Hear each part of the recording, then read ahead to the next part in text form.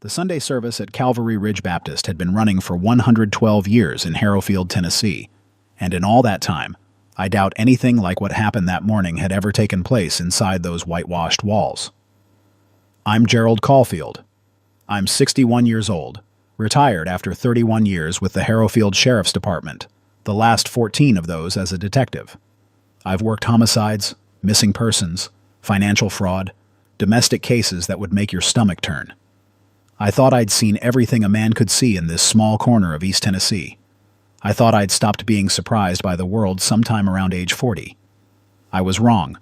It was a regular Sunday morning. Third week of October, the kind of morning that makes you remember why people used to write poems about Tennessee in autumn. The mountains had gone orange and crimson practically overnight, and the air coming off the ridge smelled like wood smoke and pine. My daughter Nora had picked me up at 8:45 sharp, which was her way of making sure I didn't talk myself out of going. I'd been talking myself out of things since her mother, Patricia, passed 3 years ago. Nora is 33. She's got her mother's dark eyes and her mother's stubborn jaw and, unfortunately for everyone involved, her mother's ability to see right through every excuse I've ever made. She'd married Beckett Harlow 2 years before Patricia died, so at least my wife had gotten to see that, had gotten to see her daughter walk down the aisle. Though Patricia had pulled me aside the night before the wedding and said something I'd chosen to file away and not think about. She said, "Gerald, you're the detective. Keep your eyes open." I'd laughed it off, said she was being protective. I stopped laughing about that about 4 months ago. That Sunday morning, we settled into the fourth pew from the front, same spot the Caulfield family had occupied since my father was a boy. Nora sat between me and Beckett the way she always did, like a bridge between two people who were politely tolerating each other. Beckett Harlow was 38, good-looking in that calculated way some men are, the way where you can tell they've practiced the smile in the mirror. He worked in commercial real estate out of Knoxville, drove a new truck every 2 years, and wore cologne you could smell from across a room. He'd always been perfectly friendly to me. That was the problem. There's friendly, and then there's performative, and in 31 years of law enforcement you learn to feel the difference in your back teeth. But Nora loved him. So I kept my eyes open and my mouth shut. Pastor Elwin was 20 minutes into his sermon when I first noticed the woman in the pew behind us. I noticed her because of what she was doing. Not praying, not listening, watching me. Every time I glanced back, her eyes were already on mine, direct and purposeful in a way that raised the hair on my arms. She was maybe 55, with close-cropped silver hair and reading glasses pushed up on her forehead. She was dressed simply. Dark blouse, dark slacks.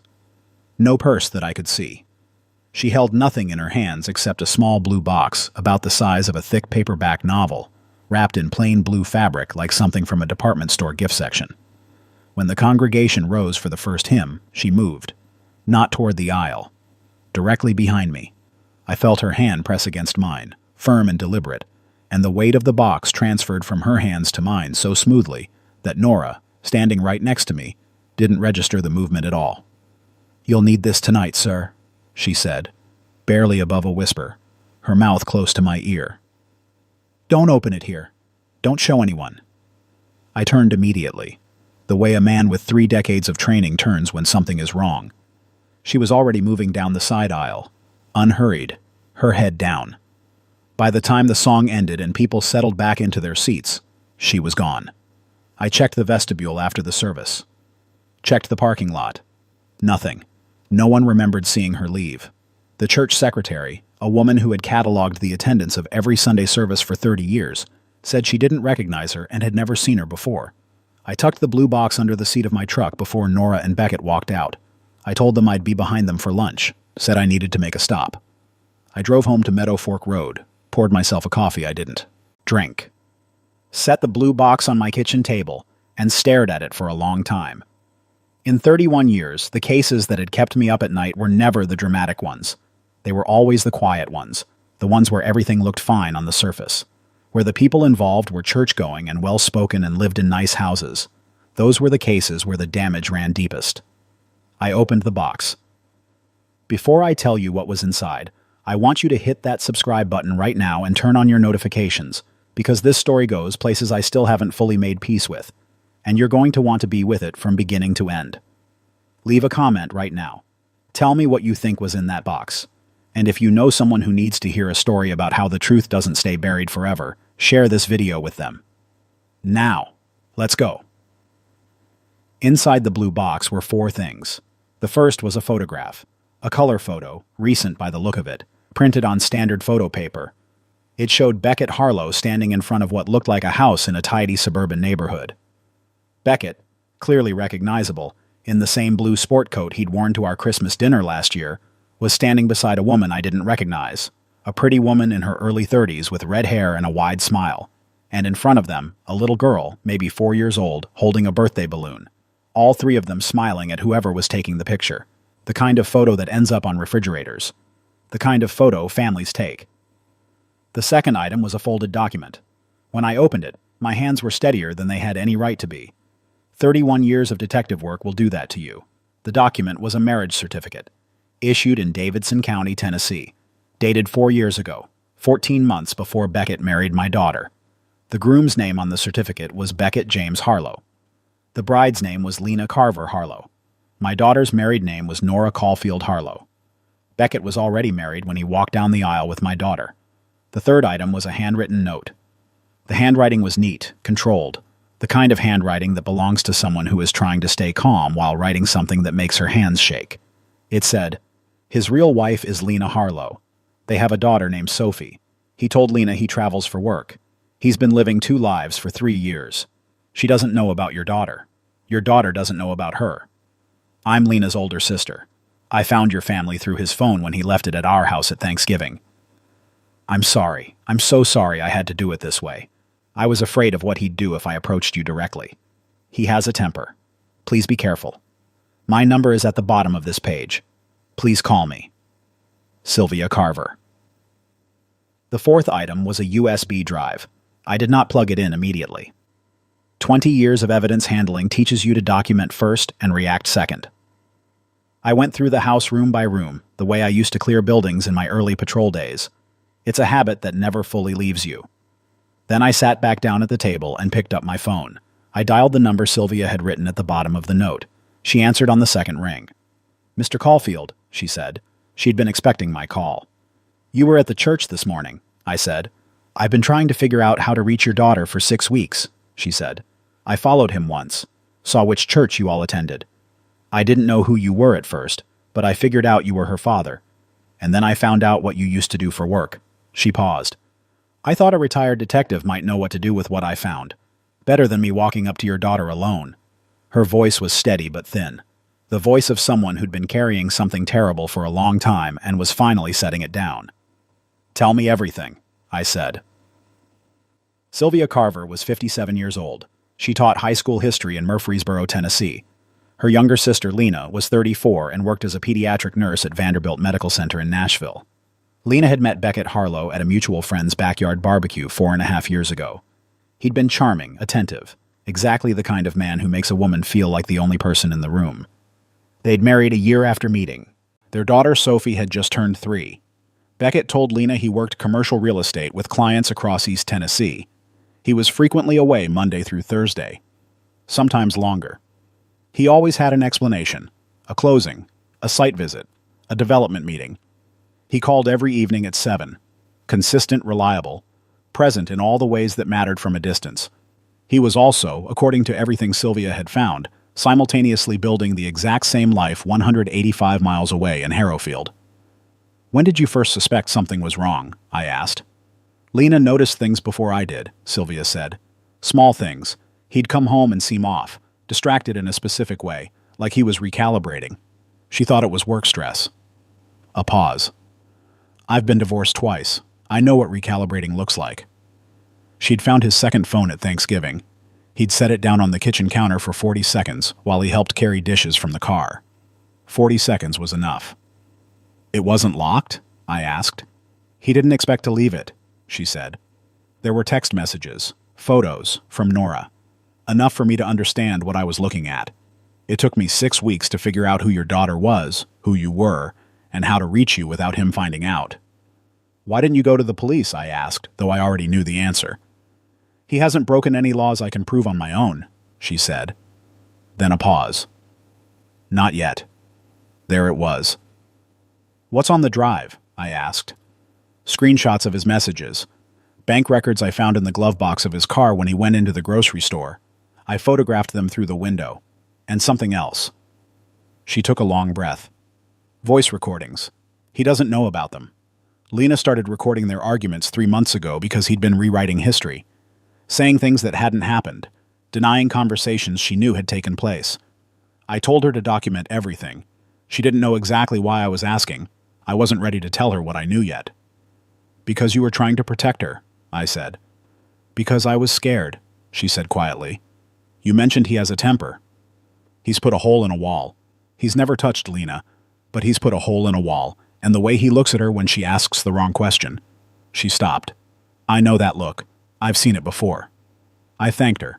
I told her I would handle it carefully and that she should contact me immediately if Beckett's behavior changed, if Lena's situation changed, if she felt unsafe for any reason. Then I plugged in the USB drive. You have to understand something about spending 31 years in law enforcement. You build a very specific relationship with evidence. You learn to look at it without emotion first, to read it the way you'd read a weather report, just data, just facts. And only after you understand what it means do you allow yourself to feel it. I looked at the bank records first. Beckett had a joint account with Lena in Nashville. He had a joint account with Nora in Harrowfield. He also maintained a personal savings account in his name only at a bank in Chattanooga. The records Sylvia had photographed showed regular transfers into the Chattanooga account from both joint accounts. Not large amounts. Not the kind of amounts that trigger automatic review. $400 here, $300 there. Consistent enough to be a pattern. Inconsistent enough to look like normal fluctuation to someone not looking for it. Over 3 years, those transfers added up to something close to $43,000. Then I listened to the voice recordings. There were 7 of them. Arguments between Lena and Beckett, recorded while her phone sat on a kitchen counter or in a coat pocket. I won't take you through all of them, but I'll tell you about the last one, recorded 8 days before that Sunday morning in church. It's the one that changed everything I was planning to do. The argument was about Sophie, about a medical appointment Sophie needed and whether Beckett would be back in time to take her. Lena was frustrated. She said something that has stayed with me since the moment I heard it. She said, "You are the only person I've got left, Beckett. My parents are gone. Sylvia is the only family I have. You are my family, Sophie's family. Don't treat that like it doesn't matter." And Beckett said, I know that. His voice, when he said it, was soft and genuine in a way that made my stomach drop. Because it didn't sound like the voice of a man performing for his wife. It sounded like the voice of a man who knew exactly what he had and had decided, consciously and deliberately, to keep it at any cost, including the cost of my daughter. I called my old partner, Rourke Delaney, at 9 o'clock that night. Rourke had retired 2 years before me and spent most of his days fishing on Norris Lake and complaining about his knee. He answered on the 3rd ring. "Gerald," he said, "you eat?" "Not tonight," I said. "I need your eyes on something. Can you come over?" Rourke was at my kitchen table within 40 minutes, which told me he'd driven faster than a man with a bad knee had any right to. He looked at the photograph, read the marriage certificate, listened to the last voice recording without expression, the way we'd both trained ourselves to do. When it was over, he was quiet for a moment. "Bigamy," he said. "Felony in Tennessee," I said. "Class A misdemeanor at minimum. Can go considerably higher depending on circumstances." "He's been running 2 households for 3 years, Rourke said. 2 women, a child with one of them. He shook his head slowly. Financial exploitation. Depending on how those transfers were made and what he told each woman about the money's purpose, you could be looking at wire fraud. I know. Gerald. He looked at me directly. Nora. I know, I said again. She's going to be destroyed. I know that too. I'd been sitting with that knowledge since I opened the box. My daughter who had her mother's eyes and her mother's stubborn jaw and her mother's ability to see through every excuse I'd ever made. My daughter who had called me 3 weeks before, asking whether I thought Beckett seemed distant lately, and I'd told her he was probably tired from work. My daughter who had already been through losing her mother and who had needed Beckett to be exactly what he appeared to be. How do you want to play it? Rourke asked. Carefully, I said. I talked to a lawyer before I talked to Nora, and I need to know Lena Harlow is safe before anything happens that might make Beckett panic and do something I can't predict. You think he'd hurt her? I think desperate people do things you don't see coming, I said. I spent 31 years learning that lesson. Diane Merrick had been my divorce attorney when Patricia and I had a rough stretch in the early 2000s. We'd worked things out and never ended up needing her services, but she'd handled the preliminary work with such quiet, straightforward competence that I'd never forgotten it. She'd grown her practice since then, worked out of a clean little office above the pharmacy on Caldwell Street in Harrowfield, and specialized in exactly the kinds of cases that don't announce themselves loudly. I called her first thing Monday morning. She was at my kitchen table by 10 o'clock with a yellow legal pad and reading glasses and the particular stillness that good lawyers carry when they're absorbing important information. I walked her through everything: the box, Sylvia, the marriage certificate, the bank records, the recordings. She asked 3 questions. Where is the original marriage certificate registered?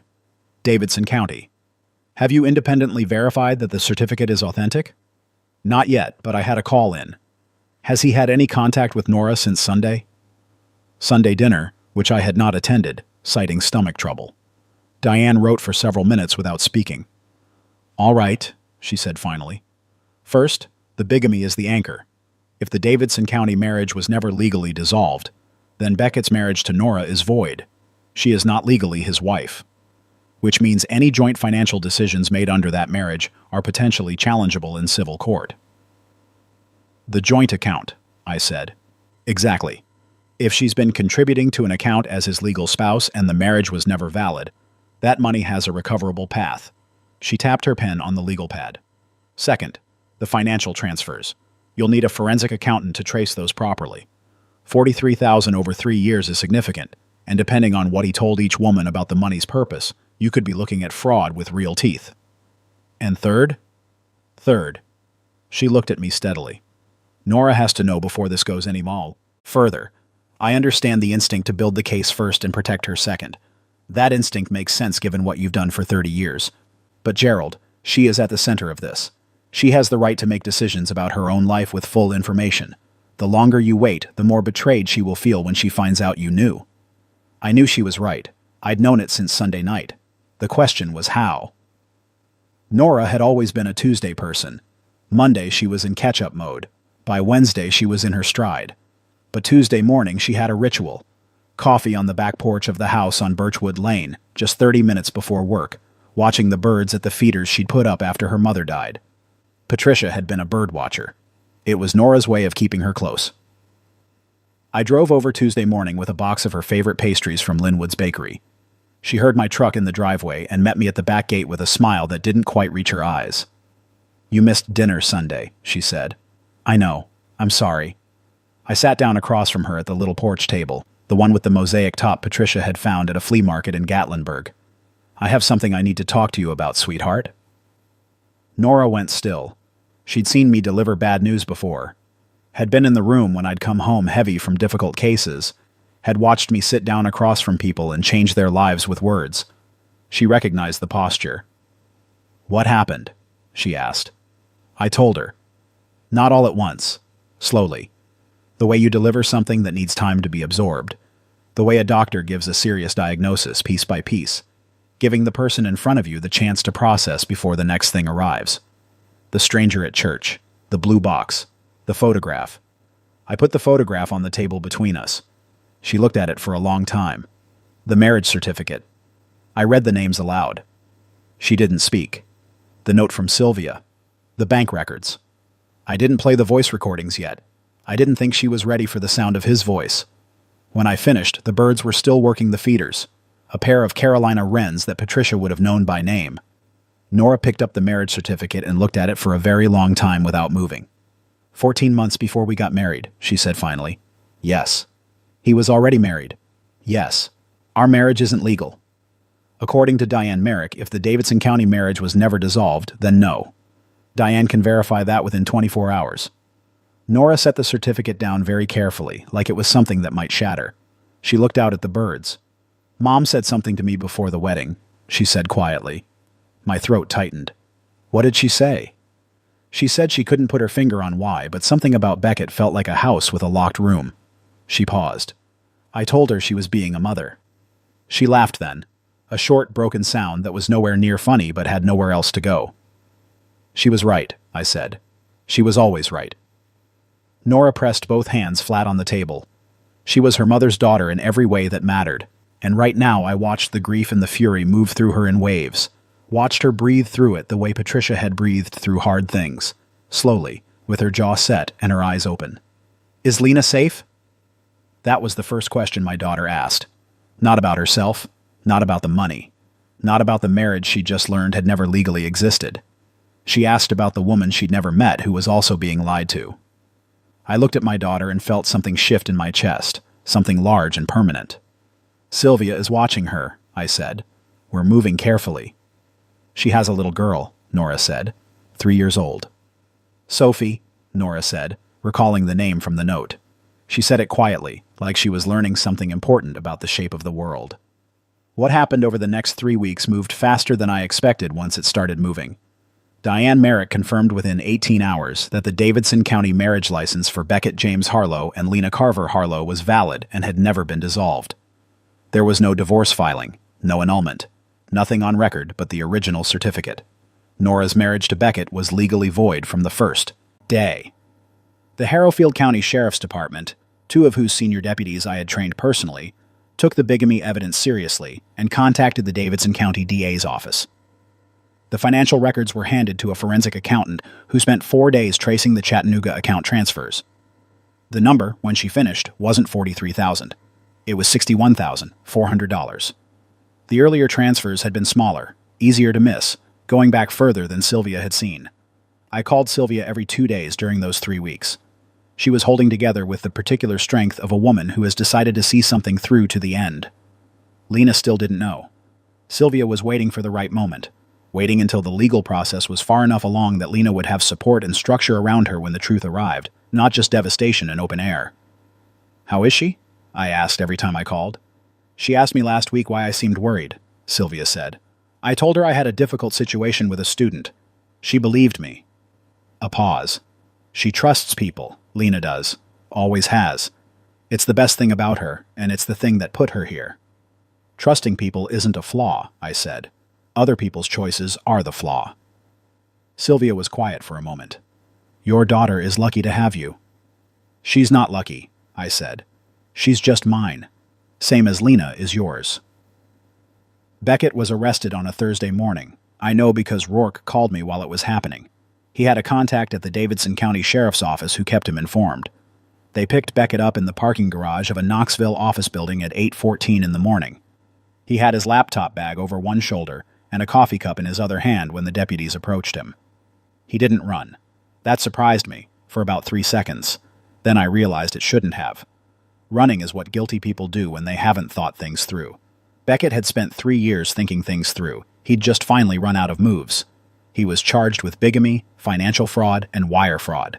His attorney entered a not guilty plea. The judge set bail at $75,000. And I was told, though not officially, that Beckett's expression in the courthouse was the expression of a man who had, for the very first time in 3 years, run completely out of road. Lena found out from Sylvia that same Thursday evening. Sylvia drove to Nashville, sat down at her sister's kitchen table with a cup of tea, and told her everything she'd spent 6 weeks carrying. Sylvia called me afterward. Her voice was exhausted and stripped clean, the way people sound when they finally put down something very heavy after carrying it too long. How did she take it? I asked. She didn't say anything for a long time, Sylvia said. Then she asked if Sophie could sit with her. So I got Sophie from her room and they sat together on the couch, and Lena just held her. She stopped for a moment. She's going to be okay. She needs time, but she's going to be okay. And you? I asked. Ask me again in a year, she said. Nora filed for annulment with Diane's help. Because the marriage was legally void from the start, the process was technically straightforward, though nothing about it felt straightforward to anyone living through it. Diane pursued the recovery of the funds taken from the joint account and won. $61,400 returned plus legal fees. Nora asked to meet Lena. I thought it was too soon. Nora told me, with her mother's jaw set and her mother's eyes completely clear, that she would decide when it was too soon. They met at a coffee shop in Nashville 6 weeks after the arrests. I didn't go. It wasn't mine to witness. Nora told me about it afterward, sitting on the back porch in the early December cold, the bird feeders empty for the season. She's good, Nora said. She's not okay yet, but she's good. Sophie drew me a picture. Of what? Birds, Nora said. Lena told her I liked birds. I looked out at the empty feeders, Patricia's feeders. Your mother would have had something to say about all of this, I said. She would have said she knew from the beginning something was off and that we should have listened to her. She would have been right. She always was. Nora reached over and put her hand on mine. Dad. Sylvia, I want to send her something. Is that strange? What do you want to send her? I don't know yet. Something that says thank you. Something real. She paused. She pressed a box into a stranger's hands in the middle of a church service because she didn't know what else to do. Because she was trying to protect her sister and she thought maybe a retired detective would know what to do with the truth. She shook her head slowly. She trusted a stranger, a complete stranger, because she had no other option. She trusted the right one, I said. Nora squeezed my hand. Yeah, she said. She did. The trial was set for late spring.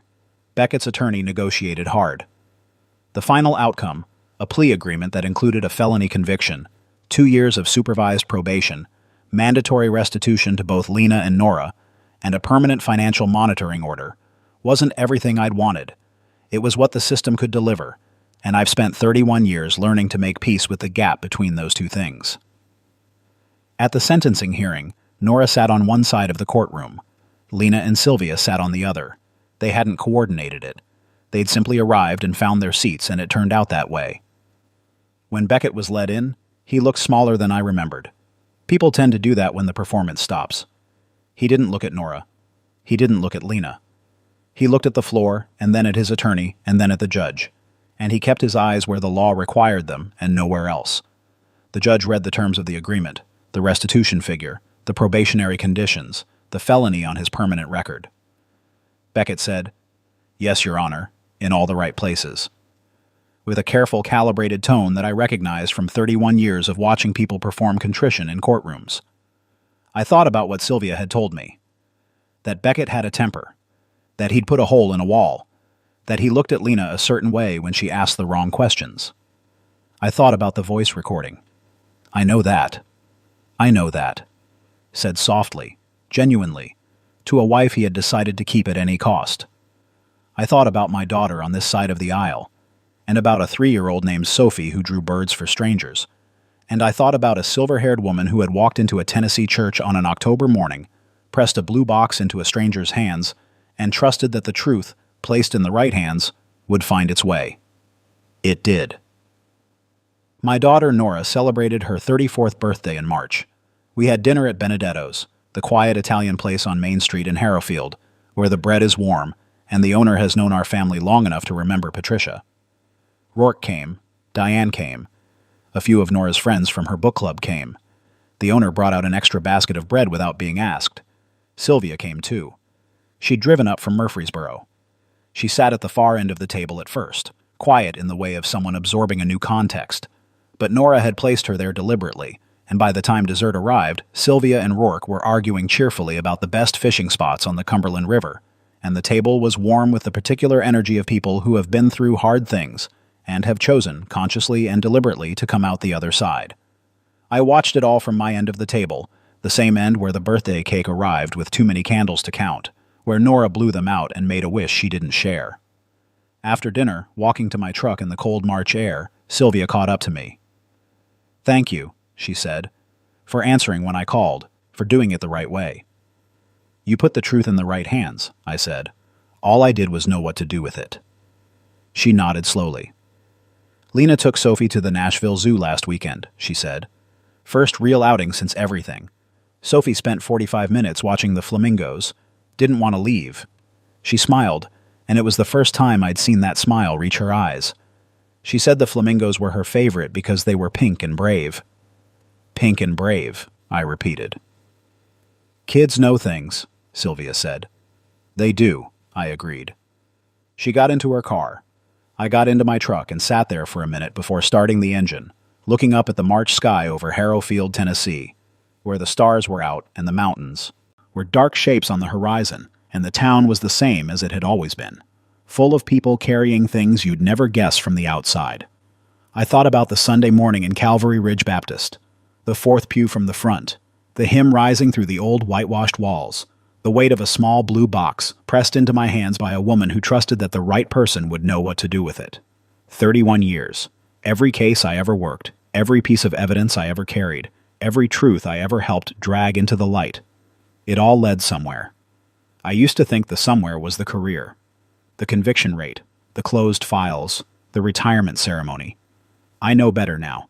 Sometimes the place all of it leads is a Tuesday morning on a back porch in Tennessee, sitting with your daughter, watching birds at feeders your wife put up before she died, hearing your daughter ask not about the money or herself, but whether a stranger named Lena and her little girl are safe. That's the somewhere. That's where all of it was always going. You know what gets me about this story? It wasn't the bigamy. It wasn't even the money. It was the 40 seconds. Beckett left his phone on a counter for 40 seconds. And that's all it took for the whole thing to unravel. 31 years of careful lying, undone in less than a minute. Because here's the truth nobody wants to say out loud. People who live double lives aren't as smart as they think they are. They just count on the people around them being too trusting to look. So if something feels off, if your gut is telling you there's a locked room somewhere, listen to it. Your instincts aren't paranoia, they're information. Gerald's wife Patricia knew. Nora felt it. Even Sylvia, a stranger, knew enough to act. Don't wait for a blue box to show up in your hands before you start paying attention to what's right in front of you.